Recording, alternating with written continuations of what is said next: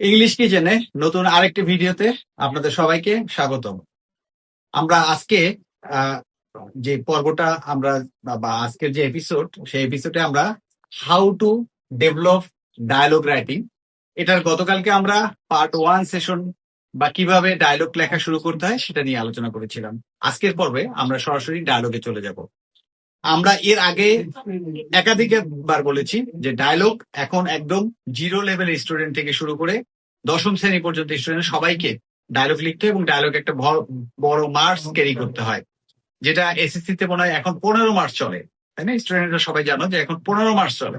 তো এটা একটা স্টুডেন্টকে এ প্লাস পেতে অনেক বেশি সাহায্য করে, অথবা ভালো মার্কস গুড ফিগার ক্যারি করতে সাহায্য করে।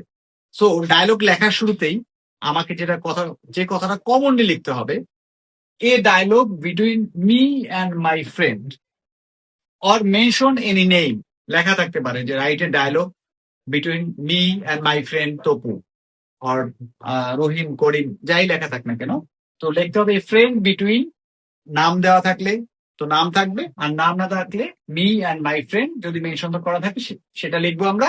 অ্যাবাউট দা, প্রশ্নে যে টপিকস নিয়ে লেখা আসবে ডায়লগটা, সেই লেখাটা লিখবো। About the importance of physical exercise or about the importance of what can I say physical good health, এগুলো ইত্যাদি ইত্যাদি ইজ মেনশন, এটা দিয়ে আমাকে শুরু করতে হবে। হ্যাঁ, এক্ষেত্রে একটা নোট আছে, সেটা হলো যদি নাম না দেওয়া থাকে তবে অনেক সময় যেটা হয় যে আমরা কি কি লিখবো, আইদার আমরা মাইসেলফ লিখবো অর আমরা আই দিয়ে শুরু করবো। অলওয়েজ স্টার্ট ডায়লগ বাই ডাব্লিউএস কোশ্চেন। আমরা যখনই ডায়লগ আমরা শুরু করব, মাথায় রাখতে হবে, আমি এর আগে যে টপিকসটা যে লাইনটা বলছি তারপরেই আমরা যখন শুরু করব আমরা ডাব্লিউএস কোশ্চেন ইউজ করে তারপরে শুরু করব। Like that how, why, who, what, etcetera. Like that good morning, how are you friend, okay, or what are you doing now, okay. তার মানে এটা ইন্টারোগেটিভ একটা সেন্টেন্সে হবে এবং ডাব্লিউএইচ কোশ্চেন দিয়ে আমরা শুরু করবো। How are you, what are you doing now, how is going on, ইত্যাদি ইত্যাদি।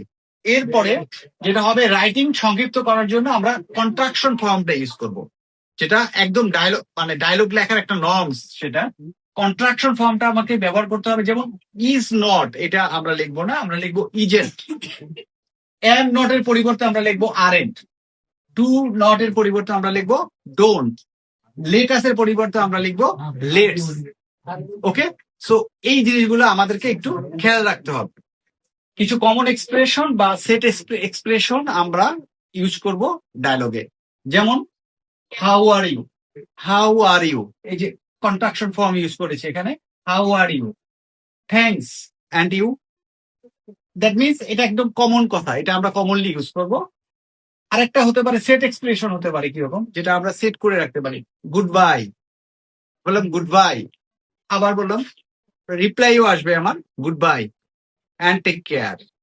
এই যে এগুলো একদম কমন কথা। আবার যদি আমি বলতে যাই এক কথা, যদি বলি যেমন কাউকে যদি আমি হ্যাপি নিউ ইয়ার বলি, সেও আমাকে পাল্টা হ্যাপি নিউ ইয়ার বলবে। এগুলো একদম সেট কথা। এগুলোর জন্য আমি বারবার বলছি কি, আমাকে কোনো কিছু মেমোরাইজ করে ডায়লগ লিখতে হবে, সেটার কোনো ইস্যু নেই। আমি আমার মতো করে জাস্ট 2-3টা যে নিয়ম আমরা এখানে বললাম, সেই নিয়মগুলো একটু ফলো করে আমি আমার মতো করে লিখবো। এখানে আমার গ্রামেটিক্যাল মিস্টেক হয়ে যাবে, আমি অনেক কিছু লাইন মিসিং করেছি, এগুলো একদমই মাথা থেকে চিন্তা ফেলে দিতে হবে। আমি আমার ভাষায় আমার মতো করে জাস্ট কিছু যে পয়েন্টগুলো, কি পয়েন্টস গুলো বলেছি সেটা ফলো করে ডায়লগ লিখলে বিশ্বাস করি বা হোপফুলি একটা ভালো মার্কস আমরা ক্যারি করতে পারবো। Thank you everybody.